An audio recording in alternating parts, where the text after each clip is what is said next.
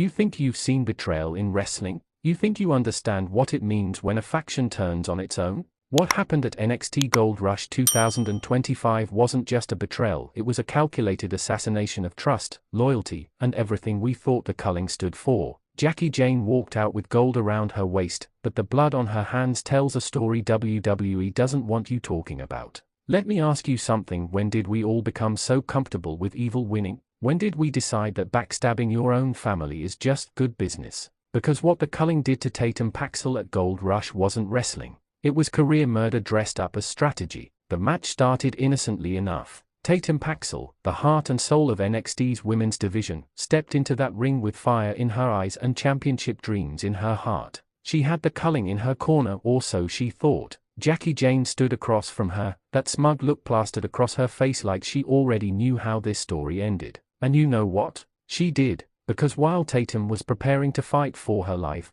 Jacy was preparing to rip it away from her. Here's what gets me angry, and you should be furious too. Tatum gave everything to the Culling. She bled for that faction. She sacrificed opportunities, took beatings meant for her sisters, and stood tall when everyone else in NXT wanted to see them fall. This wasn't some random alliance formed 3 weeks ago. This was family, or at least, that's what Tatum believed. The opening minutes of this match showcased exactly why Tatum Paxley deserves to be champion. She hit Jacy with a suicide dive that nearly sent both women through the barricade. The crowd was electric, chanting Tatum's name so loud you could barely hear the commentary team. She executed a picture-perfect tornado DDT that should have ended the match right there, but Jacy kicked out at 2, and that's when you could see it, that little glance toward the stage, that knowing look that something sinister was brewing. Quick question for the comments: who do you think was the mastermind behind this betrayal, Jacy or someone else in the Culling? Tatum controlled the match for a solid 10 minutes. She hit her signature springboard crossbody. She locked in a Fujiwara armbar that had Jacy screaming.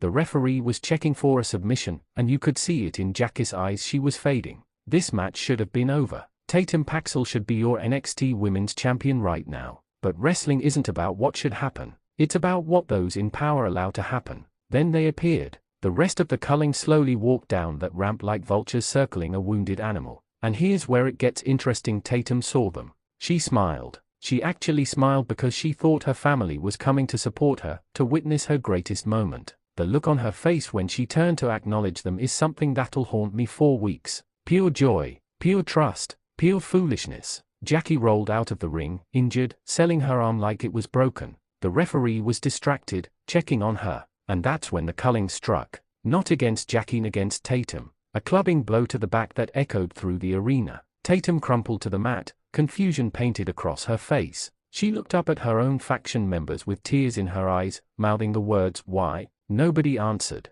Because cowards never do. The beatdown was systematic. It was brutal. It was personal. These weren't wrestling moves designed to weaken an opponent. These were shots meant to destroy someone's spirit. Every kick, every stomp, every forearm was laced with the venom of planned treachery. And you know what the worst part was? Jacy rolled back into the ring with that sick smile, completely healed from her arm injury, and just watched as her former family member got decimated. Drop a comment below. Have you ever been betrayed by someone you trusted? How did you handle it? The referee could do nothing. In the chaos, official rules become mere suggestions. Tatum tried to fight back. She tried. She threw weak punches, attempted to get to her feet, but the Culling held her down like a pack of wolves on a deer. When they finally backed away, Tatum was barely conscious, her body broken, her spirit shattered. Jacy didn't even need to work for the pin. She casually draped herself over Tatum's lifeless body. 1, 2, 3. New champion. The crowd didn't cheer. They didn't boo. There was just this hollow silence, the kind that happens when something so wrong occurs that people don't even know how to react. Even the most hardened wrestling fans in that building understood they'd just witnessed something that crossed a line. The celebration was revolting. Jacy held that championship high while the Culling surrounded her, all of them laughing, celebrating the destruction of someone who loved them. The camera caught Tatum's face as officials helped her to the back, not just physically broken, but emotionally devastated. That's the image that should define this match. Not Jacy's victory pose, not the Culling celebration, but Tatum's broken heart. Let's talk about what this means for NXT's women's division. Jacy Jayne is now your champion, but what kind of champion is she? One who couldn't win without help? One who needed her entire faction to beat down a single opponent? This isn't the championship lineage NXT deserves. This is a stain on a title that legends like Shayna Baszler, Rhea Ripley, and Roxanne Perez worked so hard to elevate. And what about Tatum? Where does she go from here? How does someone recover from being betrayed by the people they trusted most? In wrestling, we often see the hero overcome adversity, rise from the ashes, and get their revenge. But sometimes the damage is too deep. Sometimes betrayal cuts so close to the bone that no amount of victories can heal the wound. Comment your prediction. Will Tatum Paxley get her revenge, or is her main event career over? The backstage interviews after the match were telling. Jacy claimed this was always the plan, that Tatum was dead weight holding the Culling back. She said Tatum's weakness was making them vulnerable, that real family eliminates weakness. It's textbook villain rhetoric, but here's what bothers me: there was truth in her eyes. She genuinely believed she did the right thing.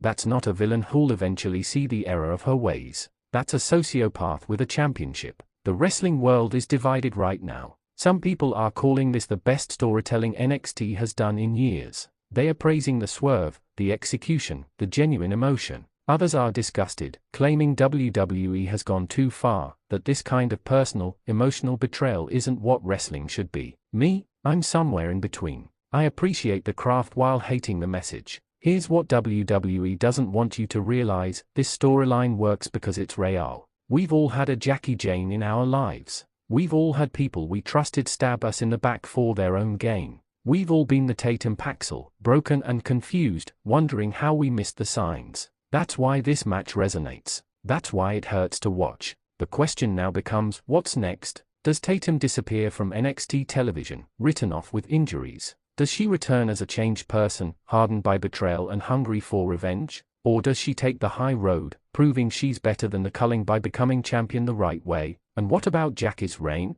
Will anyone step up to challenge her, knowing the Culling will interfere? Will WWE book her as an unstoppable monster heel, or will cracks begin to show in the faction now that they've committed the ultimate sin? Final question for engagement: who should be the one to take the title from Jacy Jayne? Let me know in the comments. NXT Gold Rush 2025 will be remembered for one thing: the night the Culling showed their true colors, and those colors are stained with betrayal. Jacy Jayne is your champion, but she's a champion without honor. Tatum Paxley lost the match, but she kept her soul. If this doesn't make you angry, you're not paying attention. Share this